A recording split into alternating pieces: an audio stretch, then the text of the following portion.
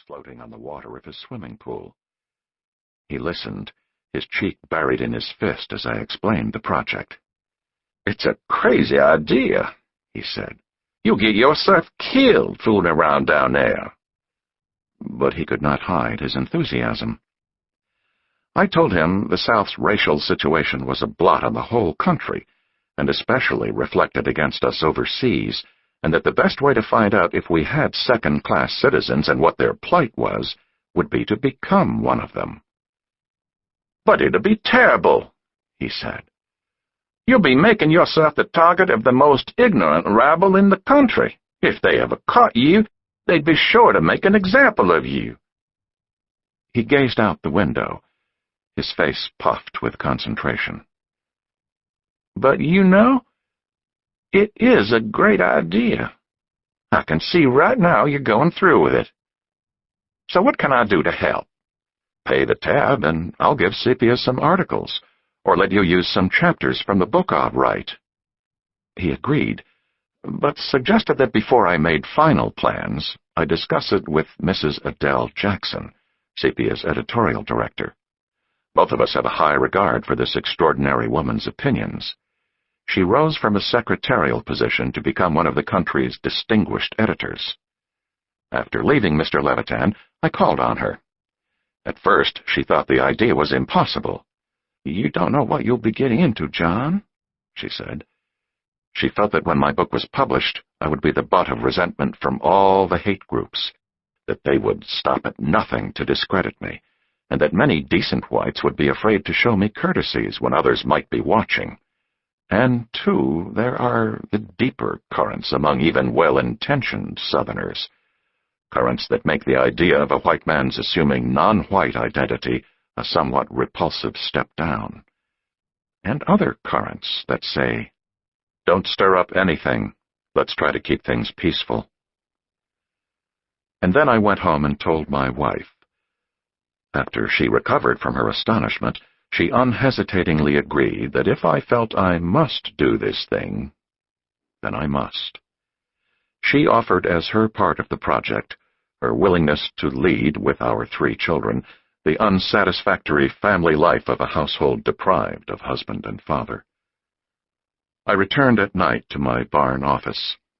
Outside my open window, frogs and crickets made the silence more profound. A chill breeze rustled dead leaves in the woods. It carried an odor of fresh-turned dirt, drawing my attention to the fields where the tractor had only a few hours ago stopped plowing the earth. I sensed the radiance of it in the stillness, sensed the earthworms that burrowed back into the depths of the furrows, sensed the animals that wandered in the woods in search of nocturnal rut or food. I felt the beginning loneliness, the terrible dread of what I had decided to do. October 30th, 1959. Lunched with Mrs. Jackson, Mr. Levitan, and 3 FBI men from the Dallas office. Though I knew my project was outside their jurisdiction and that they could not support it in any way, I wanted them to know about it in advance. We discussed it in considerable detail. I decided not to change my name or identity. I would merely change my pigmentation and allow people to draw their own conclusions. If asked who I was or what I was doing, I would answer truthfully. "Do you suppose they'll treat me as John Howard Griffin, regardless of my color? Or will they treat me as some nameless Negro, even though I am still the same man?" I asked. "You're not serious," one of them said. "They're not going to ask you any questions.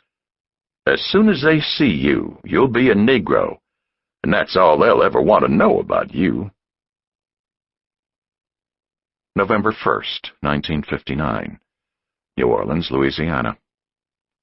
Arrived by plane as night set in. I checked my bags at the Hotel Monteleone in the French Quarter and began walking. Strange experience. When I was blind, I came here and learned cane walking in the French Quarter. Now, the most intense excitement filled me as I saw the places I visited while blind. I walked miles, trying to locate everything by sight that I once knew only by smell and sound. The streets were full of sightseers. I wandered among them, entranced by the narrow streets, the iron grill balconies, the green plants and vines glimpsed in lighted flagstoned courtyards. Every view was magical, whether it was a deserted lamplit street corner or the neon hubbub of Royal Street. I walked past garish bars where hawkers urged me in to see the gorgeous girls do their hip-shaking, and they left the doors open sufficiently to show dim, smoke-blue interiors crossed by long rays of pink spotlights that turned the semi-nude girl's flesh rose. I strolled on. Jazz blared from the bars. Odors of old stone and Creole cooking and coffee filled the streets. At Broussard's, I had supper in a superb courtyard under the stars. Huîtres variées, green salad, white wine, and coffee, the same meal I had there in past years. I saw everything: the lanterns, the trees, the candlelit tables, the little fountain, as though I were looking through a fine camera lens. Surrounded by elegant waiters, elegant people, and elegant food, I thought of the other parts of town where I would live in the days to come. Was there a place in New Orleans where a Negro could buy huîtres variées? At 10, I finished dinner and went to telephone an old friend who lives in New Orleans. He insisted I stay at his house, and I was relieved, for I foresaw all sorts of difficulties staying in a hotel while I turned into a Negro. November 2nd, 1959. In the morning I called the Medical Information Service and asked for the names of some prominent dermatologists. They gave me 3 names. The first one I called gave me an appointment immediately, so I took the streetcar to his office and explained my needs. He had had no experience with such a request, but was willing enough to aid me in my project. After taking my case history, he asked me to wait while he consulted with some of his colleagues by phone as to the best method of darkening my skin. After some time, he stepped back into the room and said they had all agreed we should attempt it with a medication taken orally, followed by exposure to ultraviolet rays. He explained they used it on victims of vitiligo, a disease that causes white spots to appear in the face and body. Until this medication was discovered, the victims of this disease had had to wear pancake makeup when they went out in public. It could be dangerous to use, however. It usually took from 6 weeks to 3 months to darken the skin pigmentation. I told him I could not spare that much time, and we decided to try accelerated treatments, with constant blood tests to see how my system tolerated the medication. I got the prescription filled, returned to the house, and took the tablets. 2 hours later, I exposed my entire body to ultraviolet rays from a sun lamp. My host remained away from the house most of the time. I told him I was on an assignment that I could not discuss, and that he should not be surprised if I simply disappeared without saying goodbye. I knew that he had no prejudices, but I nevertheless did not want to involve him in any way, since reprisals might be taken against him by bigots or by his associates, who might resent his role as my host once my story became known. He gave me a key to his house, and we agreed to maintain our different schedules without worrying about the usual host-guest relationship. After supper, I took the trolley into town and walked through some of the Negro sections in the South Rampart Dryades Street sections. They are mostly poor sections with cafes, bars, and businesses of all sorts alongside cluttered residences. I searched for an opening, a way to enter the world of the Negro, some contact, perhaps. As yet it was a blank to me. My greatest preoccupation was that moment of transition when I would pass over. Where and how would I do it? To get from the white world into the Negro world is a complex matter. I looked for the chink in the wall through which I might pass unobserved. November 6th. For the past 4 days, I had spent my time at the doctor's or closed up in my room with cotton pads over my eyes and the sun lamp turned on me. They had made blood tests twice and found no indication of damage to the liver. But the medication produced lassitude, and I felt constantly on the verge of nausea. The doctor, well disposed, gave me many warnings about the dangers of this project insofar as my contact with Negroes was concerned.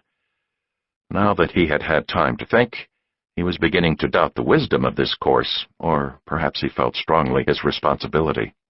In any event, he warned me that I must have some contact in each major city so my family could check on my safety from time to time.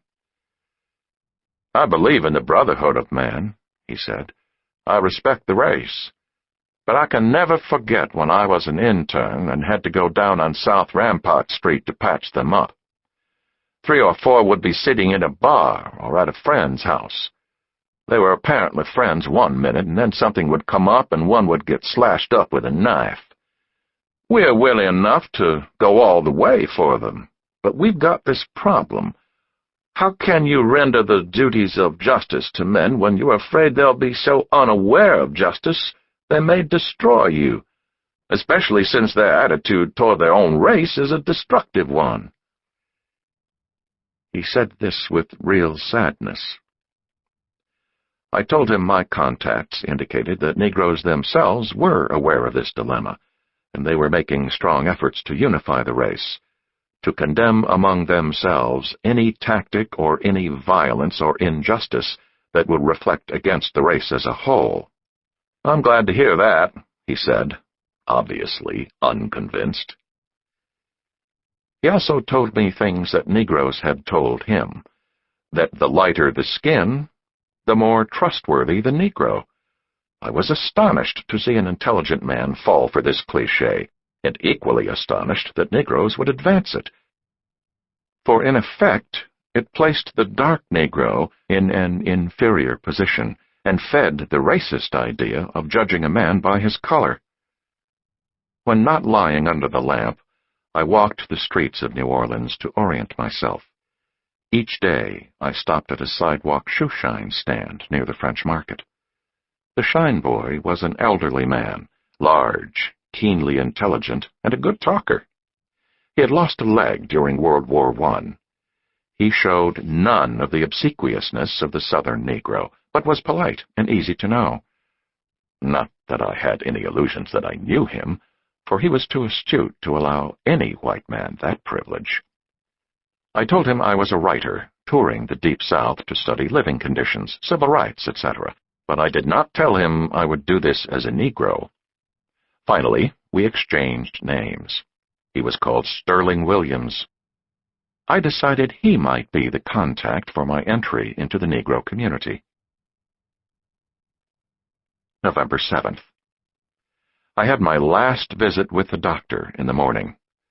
The treatment had not worked as rapidly or completely as we had hoped, but I had a dark undercoating of pigment which I could touch up perfectly with stain. We decided I must shave my head, since I had no curl. The dosage was established, and the darkness would increase as time passed. From there, I was on my own. The doctor showed much doubt, and perhaps regret, that he had ever cooperated with me in this transformation. Again, he gave me many firm warnings and told me to get in touch with him any time of the day or night if I got into trouble. As I left his office, he shook my hand and said gravely, "Now you go into oblivion." A cold spell had hit New Orleans, so that lying under the lamp that day was a comfortable experience. I decided to shave my head that evening and begin my journey. In the afternoon, my host looked at me with friendly alarm. "I don't know what you're up to," he said, "but I'm worried." I told him not to be, and suggested I would probably leave sometime that night. He said he had a meeting, but would cancel it. I asked him not to. "I don't want you here when I go," I said. "What are you going to do, be a Puerto Rican or something?" he asked. "Something like that," I said. "There may be ramifications. I'd rather you didn't know anything about it.